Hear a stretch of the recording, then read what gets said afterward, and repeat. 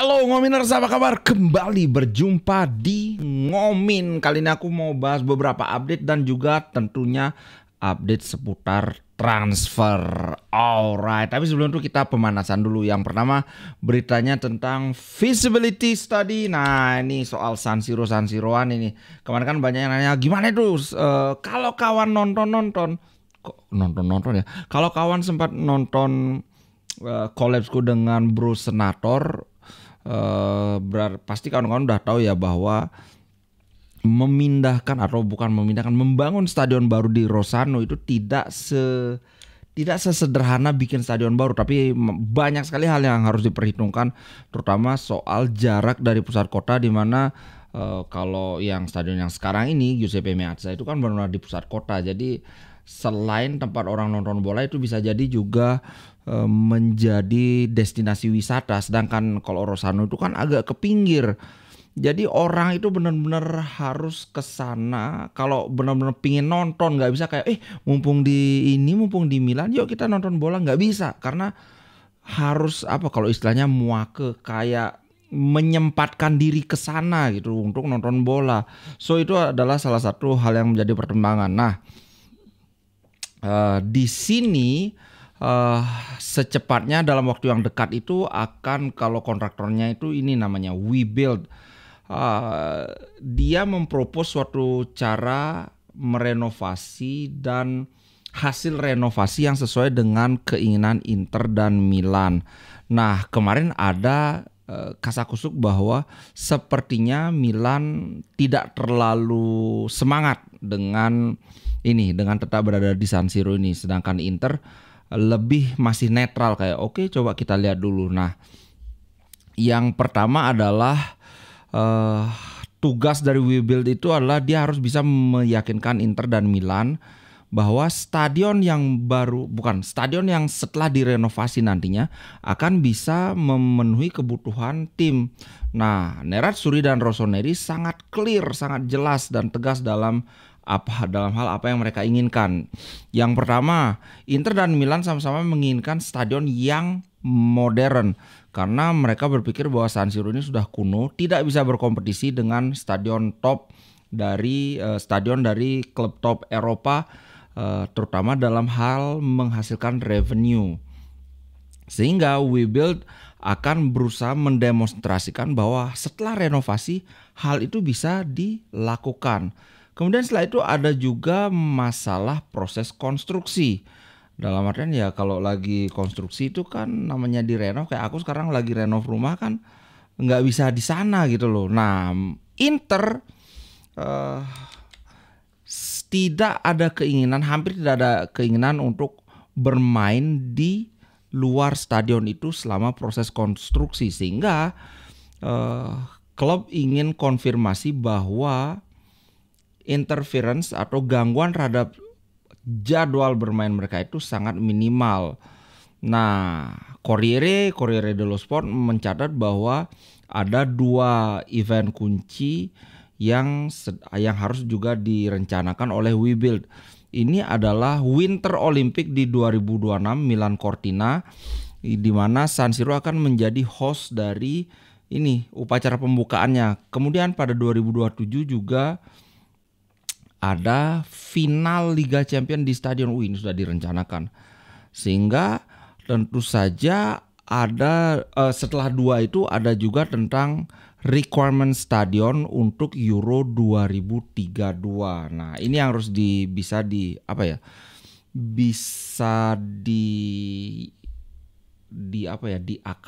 diakalin ya.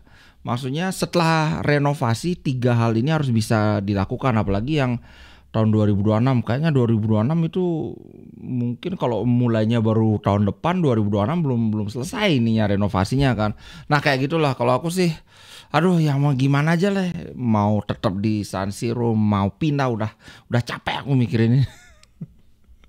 Nah, yang kedua soal Lautaro, gimana itu? Barella sudah tanda tangan, Lautaro kok belum tanda tangan juga ini, padahal sudah mau Copa America. Nah, sebenarnya kan memang kalau dari Barella memang keinginan pemain ingin segalanya beres sebelum Euro biar enggak kepikiran. Tapi kalau dari Lautaro itu sekarang ada berita baru bahwa nah ini kalau dari agennya bilang tenang semuanya under control, sudah tidak ada masalah lagi gitu. Intinya ini bukan masalah apakah Lautaro mau menandatangani kontrak atau enggak, tapi kapan. Nah tadi aku sempat lihat berita di media sosial, kemudian ada juga di Sempre Inter, sempat aku lihat di La Gazzetta bahwa kemungkinan Inter akan mengumumkan perpanjangan kontrak si Lautaro ini sekitar akhir Juni. Tapi kalau menurutku kok agak ini ya, orang lagi bertarung di Copa America kayaknya nggak mungkin. Antara sebelum Copa America dimulai kan Copa America itu pertandingan pertamanya agak lebih lambat ya, kayak seminggu lebih lambat dibandingkan Euro. Jadi antara sebelum itu atau sesudah itu biar kelar dulu gitu. Kalau menurutku sih itu lebih memungkinkan. Walaupun beritanya dibilang akhir Juni ya. Kayaknya sih enggak. Nah kemudian berikutnya ini aku suka nih, Stefan de Vrij. Sekarang ini kan sudah bukan rahasia umum lagi ya, walaupun masih ada yang membela de Vrij, tapi dia itu memang sudah sepertinya tidak menjadi starter, di mana starter itu lebih sering Acerbi di posisi center back tengah. Walaupun Acerbi juga bisa bermain di kiri, center back kiri, tapi kan lebih sering center back kiri itu jadi areanya Bastoni. Nah sedangkan de Vrij ini benar-benar kayak spesialis center back tengah banget gitu.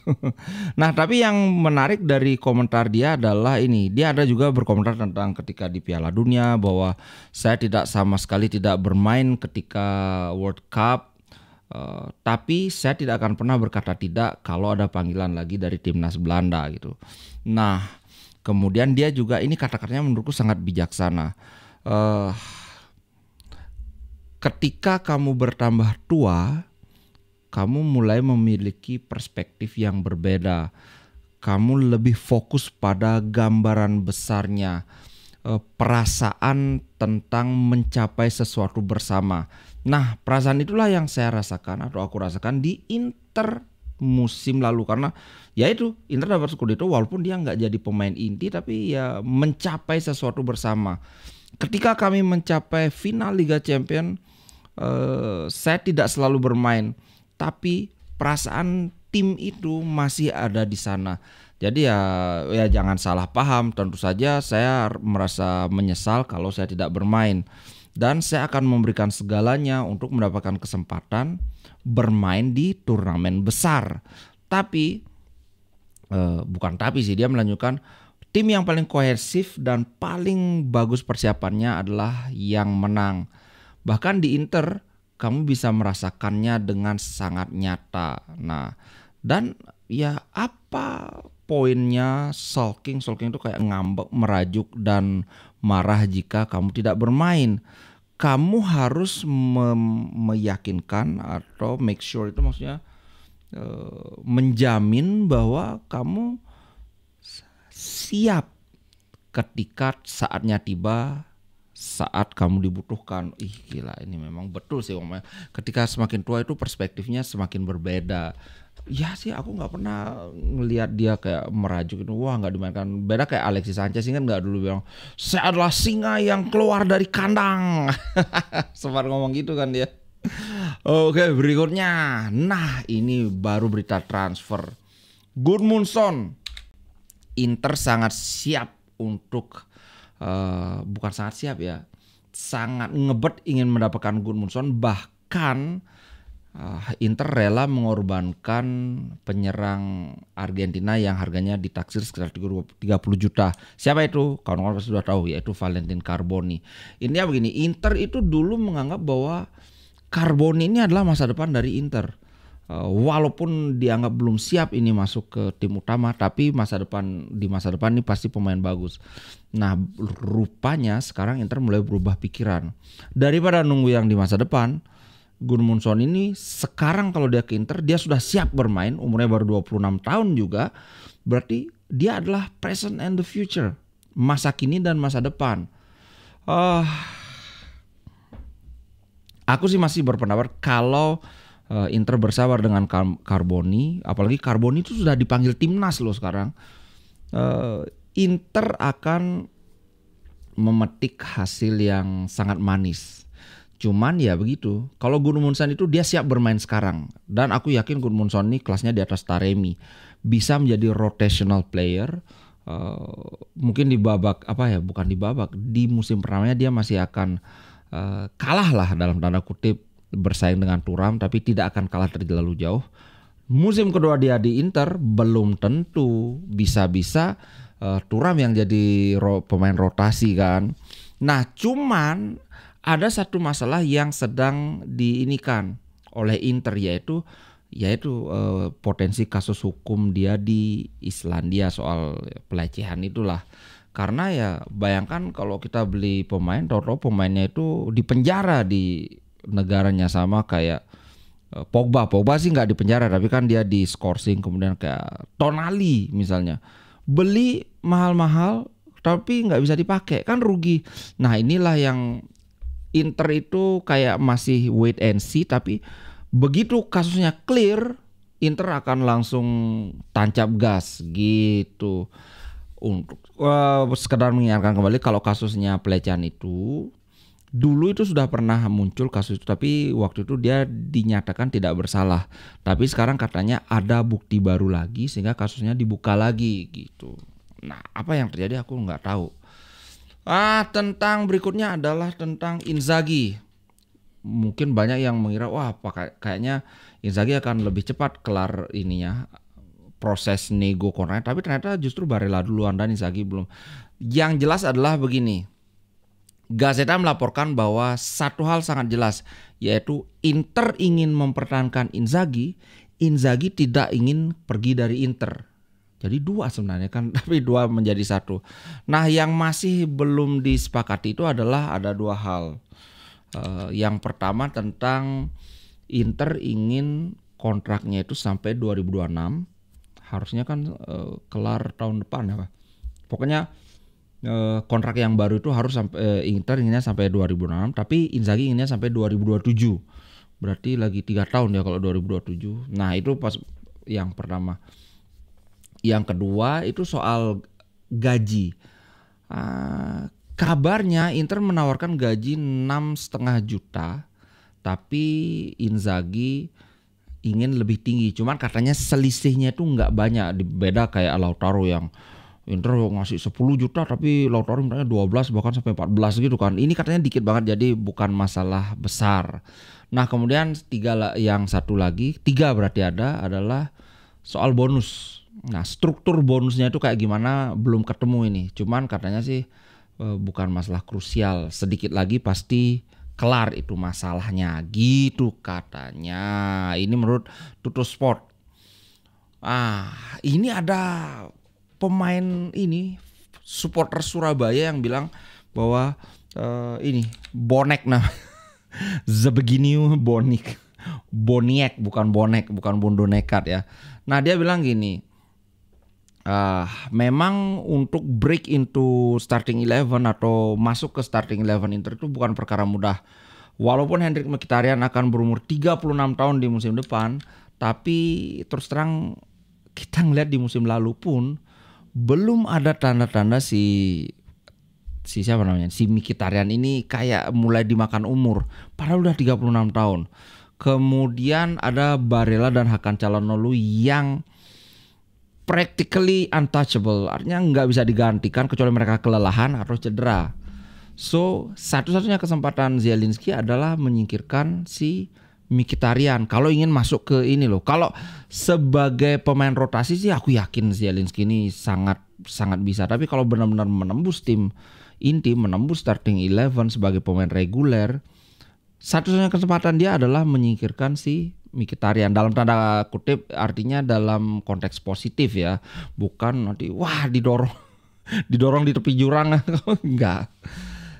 Kemudian masih ada lagi Fratesi di musim pertama dia memang aneh, main gerasak gerusuk, nggak terlalu bagus, tapi dia sudah mencetak gol dan assist itu lebih banyak daripada apa yang dia cetak di Sassuolo. Padahal di Sassuolo itu dia pemain inti si Fratesi ini. So bayangkan musim pertama aja udah kayak gitu, apalagi musim kedua. So ini adalah tugas berat bagi Zielinski kalau memang benar-benar menginginkan itu. Tapi kalau sekedar datang dapat gaji ya udah. Kemudian dia bilang gini, jadi banyak yang akan menjadi pertimbangan apakah Zielinski bisa masuk ke formasi 3-5-2-nya Inter.